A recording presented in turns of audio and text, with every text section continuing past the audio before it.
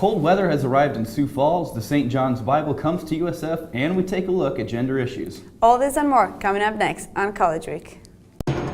From the McDonald Center on the campus of the University of Sioux Falls, this is College Week with Simon Floss, Irene Samaniego, and Sports with Dylan Dwyer and Paige Peterson.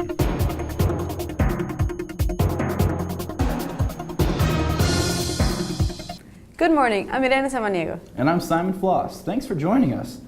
So Irene, the cold weather is completely here, and I'm not sure if it's the same thing for you, but on my way over, my hair froze. Does that ever happen to you? No, because I shower at night now, that is winter, and I make sure I blow dry my hair, but you should take a look at that. You don't want to go bald too soon. I should. I really should. All right. You want to tell us more about it? For sure. With the sudden drop in temperatures comes a reminder for college students to be prepared for the coming South Dakota winter. Coats, jacket, gloves, stocking caps, and other appropriate cold weather clothing items are a must to survive the elements.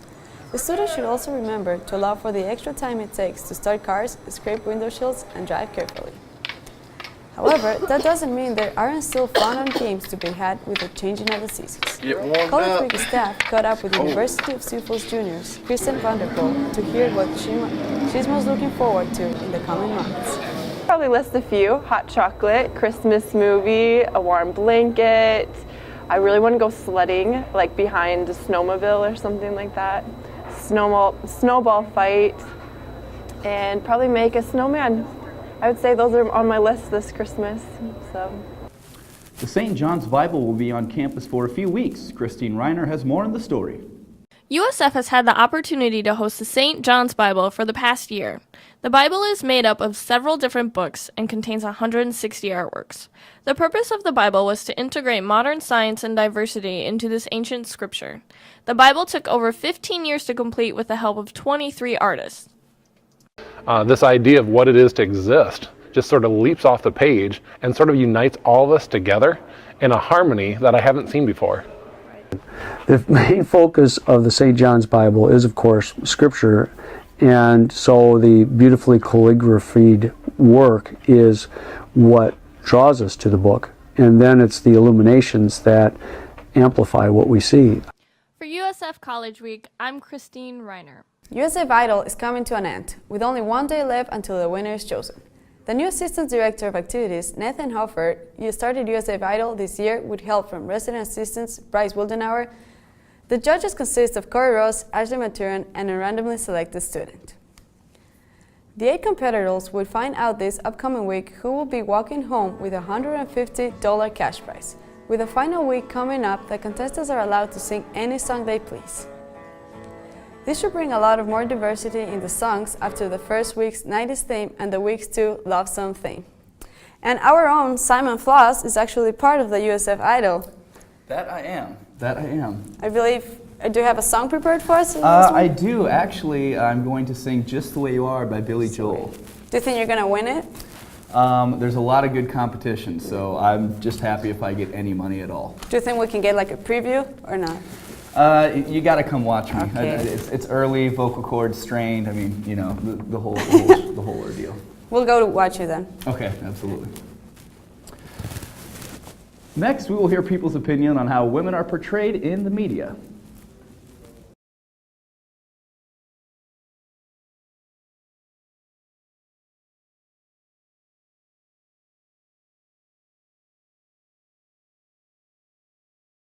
Well, to be honest, I personally don't always listen to pop music, and one of them being the reason why women are portrayed as kind of like sex symbols, and the way they dress, they're always kind of in revealing clothing and stuff.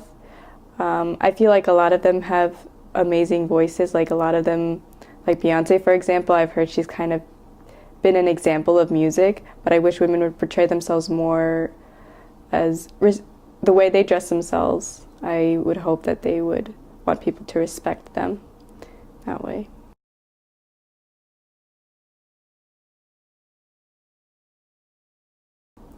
Well, I think I would like to see a female pop artist who is not like all the other pop artists.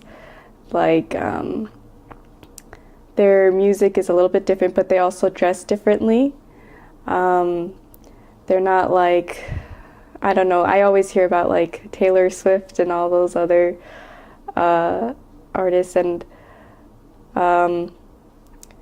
just so that they know how to present themselves. If they want people to treat them with respect, then they should present themselves that way.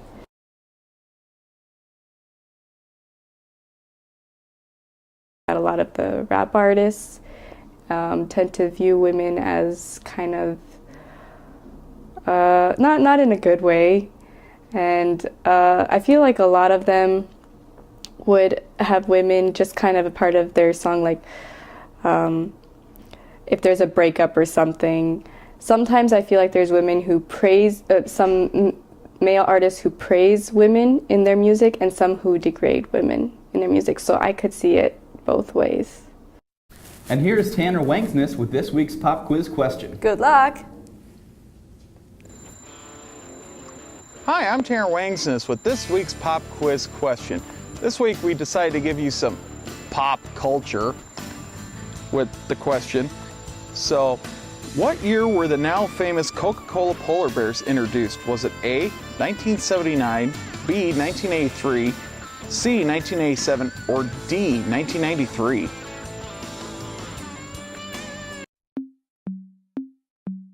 USF, Cougar crazies. I got something for y'all to check out. Yep, cool gear. Y'all need to check it out. Hey, cool gear. I said y'all should check it out. Cool gear. Check it out. Son. Cool gear. Yeah. You need to check it out. If the USF Cougars is something you need a rep, well then Cool Gear Locker is something you need to check. You're in need of apparel, you gotta be looking right. Go to cool-gearlocker.com website. When I spit it, y'all should listen. Try to determine how I rip it. USF is what we reppin'. USF is never slipping. Cougar fans, y'all looking great. You know that we dominate. Need some gear and gotta wait with Cool Gear Locker. Raise the stakes. Cool Gear. Y'all need to check it out. Cool Gear. I said y'all should check it out. Cool Gear. Check it out. Cool Gear. You need to check it out. I gotta say, Simon, I'm really excited about these questions. I used to love the polar bears from Coca-Cola. Who doesn't? I mean, Exactly. seriously. But I don't know when they started, so... You know, I'm gonna guess 1993 because that's the year I was born, so that'd be really cool if they That'd be started really the year cool. I was born. I think it's way early, like 1979. Let's find out. Let's see. Hi, welcome back. Have you guessed the answer to this week's question? Was it A, 1979, B, 1983, C, 1987, or D, 1993? Well, if you guessed D, you're spot on. In 1983, Coca-Cola experimented with a series of computer animations and the popular Always Coca-Cola campaign that was launched, and a series of ads featuring animated polar bears. Each animated ad in the Always Coca-Cola series took 12 weeks to produce from beginning to end. The bears were and still are a huge hit with consumers because of their embodiment of characteristics like innocence, mischief, and fun. Wow, bet you didn't know that. Cheers.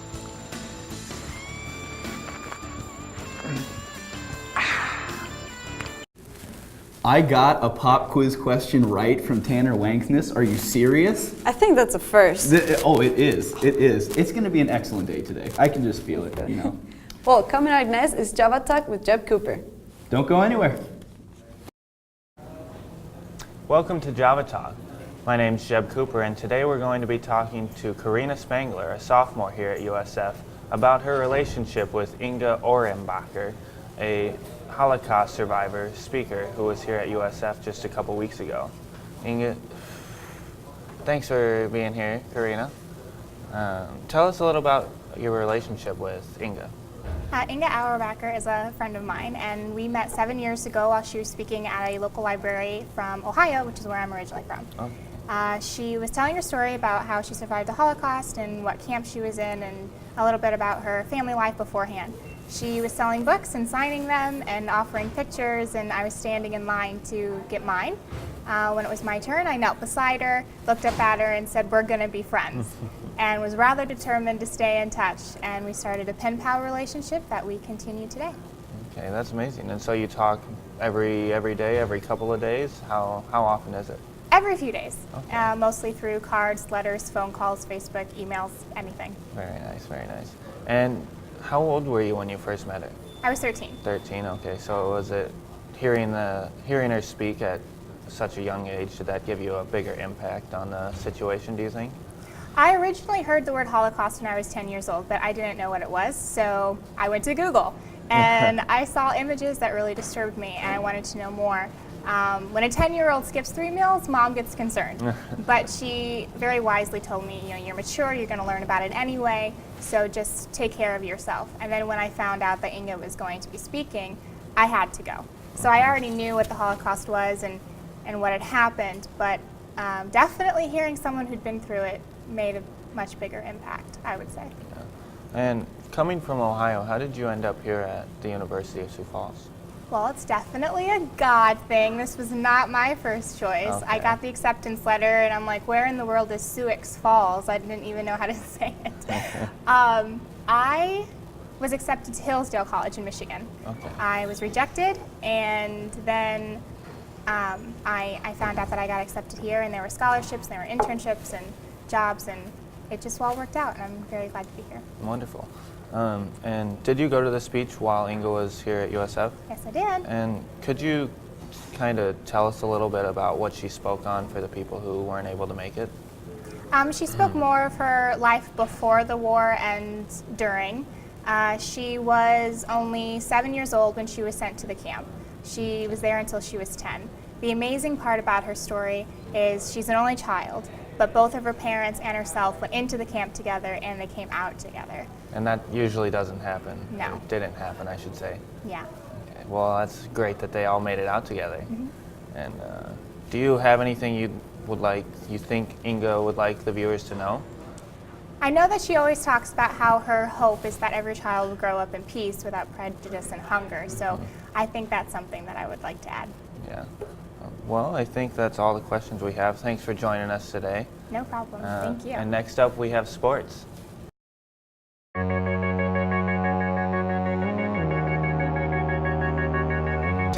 Academic excellence, inspired talent, Christian values, athletic champions. This is the University of Sioux Falls.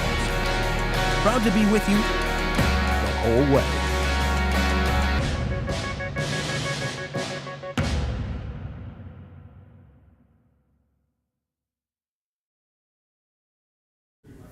And now we'll look at sports with Dylan Dwyer and Paige Peterson. Thank you, Simon. Paige, are you aware of the current playoff football situation that we're in right now? Yeah, I've heard. I can't believe they might not even make the playoffs with just one loss to the #1 ranked team in the country. Exactly. I mean, come on. Seriously? I can't believe it. I mean, it's been so much fun to watch those guys. It'll be a real shame if they don't get into the playoffs this year. The USF football team is ranked 17th nationally, but the regional rankings are what are important right now. Only the top 6 teams from the regional rankings move on to the playoffs, and the Cougars are currently ranked 7th. They are coming off an impressive 45-21 victory against Upper Iowa last weekend and look to finish strong this weekend against Wayne State in the regular season finale. If the Cougars do make the playoffs, it will be the first time in Division II for USF. The radio broadcast will be on KWSN 1230 AM at kwsn.com, and live stats and video will be available at usfcougars.com. The University of Sioux Falls men's cross-country team, which finished second at the NSIC Cross-Country Championships on Saturday, has moved up a spot to the number 11 in the latest U.S. Track and Field Cross-Country Coaches Association poll. At the NSIC Championships, the Cougars placed 5 runners in the top 17, including senior Bobby Brockmuller, who won his first ever individual men's title. The 3 Cougars that finished in the top 10, Bobby Brockmuller, Matt Horan, and Billy Brockmuller, were all named first team All-NSIC, while both Ethan Tauber and Jason Kraft were second team All-NSIC. On Saturday, November 22nd, the USF cross-country team squads will compete at the NCAA Division II Central Regional Championships in Wayne, Nebraska. The USF volleyball team made their second straight appearance in the NSIC US Bank Tournament and nearly pulled off a spectacular upset. The Cougars ultimately fell in 5 sets to the top-seeded Minnesota Duluth. The Cougars finished their season at a 17-14 and will say goodbye to seniors Emily Johnson, Becky Wessel, Kate Hart, and Samantha Lovell. The USF basketball teams began their seasons last weekend, with each team traveling to play a Division I opponent. The women traveled to northern Iowa, while the men traveled to Omaha, Nebraska to play at the CenturyLink Center against Creighton. Although both teams lost, they competed fiercely until the very end and looked to be contenders in the NSIC this season. The women open the season Friday night at 7 p.m. at the Stewart Center, and the men will play Saturday at 2 p.m. against the defending Division II champions, Central Missouri State, at the Sanford Pentagon Classic. I will be catching up with senior center Brian Kielpinski right after the game, so be sure to check usfcollegeweek.com for updates. And that's all for sports. That wraps up another edition of USF College Week. I'm Simon Floss. And I'm Elena Samanego. Have a great day.